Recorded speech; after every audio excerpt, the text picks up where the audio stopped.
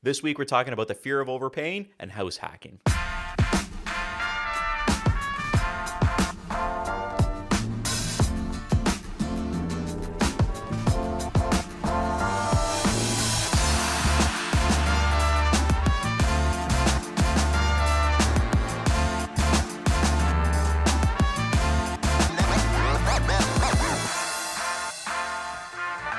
Welcome back, everybody, and thank you so much for joining me again this week. It is such a pleasure to have you watching or tuning in. I got to give a shout out because I always mention the YouTube channel, but I actually am growing quite a good following on the podcast aspect of this, which I know is basically just we're taking the audio and we're uploading it to the podcast sites. And so I know without the visuals, sometimes it may not be as fun for you guys, but listen, to each and every one of you guys out there listening right now, thank you so much. I appreciate it. I see it. I love it. And I hope that you're enjoying the information and it motivates me to keep making great content. So anyways, I want to talk, before I dive in, I got to remember to point you down to the description below where you can find a link to Calendly. And what that is, it is a booking system that links with my calendar. So you can book a one-on-one appointment with me, either virtually or in person, whether you're looking to buy, sell, or you just want to talk about real estate. I'm open to all of it. So go ahead, check that out. With that said, let's move forward. So there was an article that came out in the Spectator that buyers now have a fear of overpaying. And it was actually a very well-written article by Fallon Hewitt, who covers a lot of the real estate stuff in Hamilton. She's a fantastic journalist.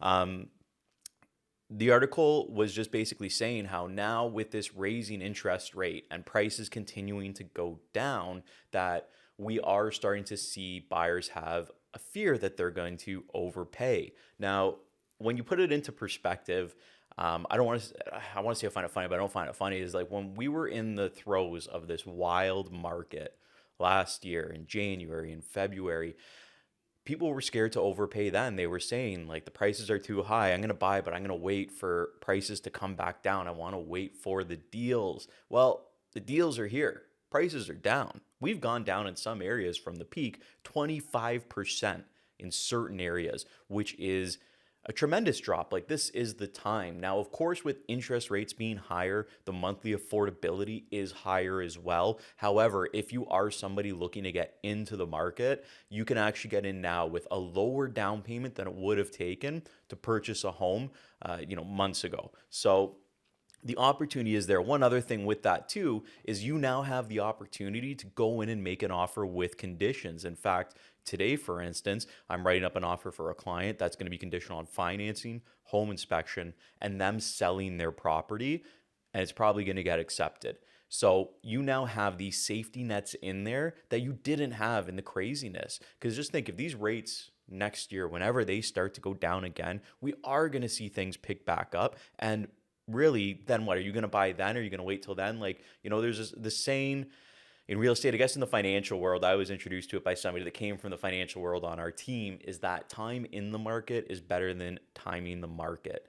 And with real estate, I don't think that could be more true, because the longer you're in the game, the longer you're holding properties, you have a property, the more you're going to make. Historically, we have seen home prices in Canada double every 10 years in average price. So you know that it's a good investment, but it is a long-term investment. I don't really think you're ever overpaying unless you have some crazy plan that you're going to buy and sell it in 6 months or a year, which maybe you could have got away with last year, but not this year. And then one other thing that I want to mention is that if you are trying to time the bottom, it is almost the worst thing that you could do in this market, because that means you are paying the most amount of interest, putting more money in the bank's pocket instead of your pocket every month when you make that payment.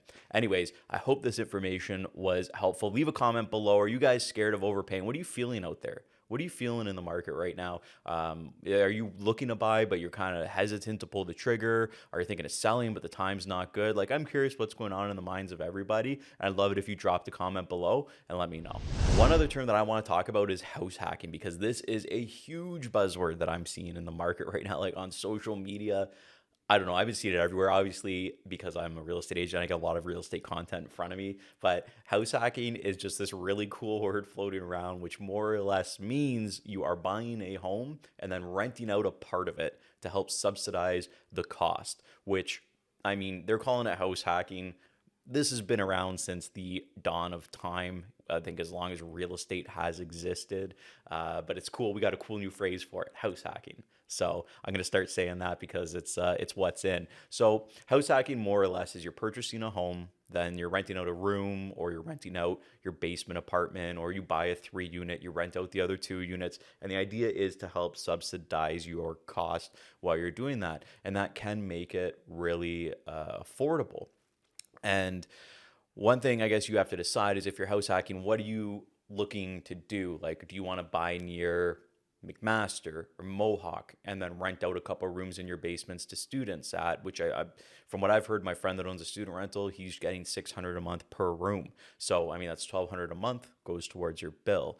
Another consideration is obviously renting it out to tenants, the separate units. This is like very common stuff. But one true advantage that I see to house hacking that I think should be utilized in this market is to purchase a home with your friend or a family member, a brother, a sister, something that has maybe a couple units where you can each have your own living space, but it's only costing you half as much to live in the home, and it's a way to get into the house. Now, there are some great advantages to doing it with a friend or family member, and I would say the biggest would just be the financial qualification. Now, obviously, you'd have to speak to your mortgage broker about this, but when two people are purchasing a home, you each have your own down payment. So instead of you want to buy a house and rent out a unit, you purchase the house, you have your down payment, you pay the mortgage, you rent it, collect your money. But you only qualify based on the income that you make. If you purchase it with a friend and you combine your down payments, then you were able to qualify more because you can put more down, and they're also going to look at both of your incomes. So now you have two incomes qualifying for that house. So it makes it a little more affordable. You guys might even be able to, instead of just buy 2 units, you might be able to combine resources, get a 3rd unit, and now you both have a unit helping you each pay. Like, it just really, really reduces the cost. I have one client that did it before house hacking was like the cool buzzword, and she, great friend of mine, purchases 3 unit. She lives in one floor, rents the upstairs, rents the downstairs, and it basically covers the cost of living. So, I mean, it's just a phenomenal situation to be in, and that's more or less what house hacking is. And I do see the advantages. I do think it's advantageous to do it yourself, but if you can't quite afford something that has a multiple unit, then consider buying a house with a friend. Makes it more affordable. You'll be able to increase your price point that you're looking at to purchase that 2 unit home, especially depending on what area you want to be in.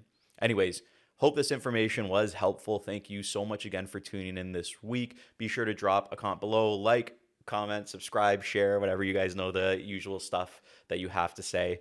But thanks so much for tuning in. It takes a lot of effort to make these videos every week. And thanks for listening in, people listening in. Thanks so much as well. Whether you're in your car or whatever you're doing, I appreciate you. So thank you so much once again. Thanks for joining me, and I look forward to talking to you again next week.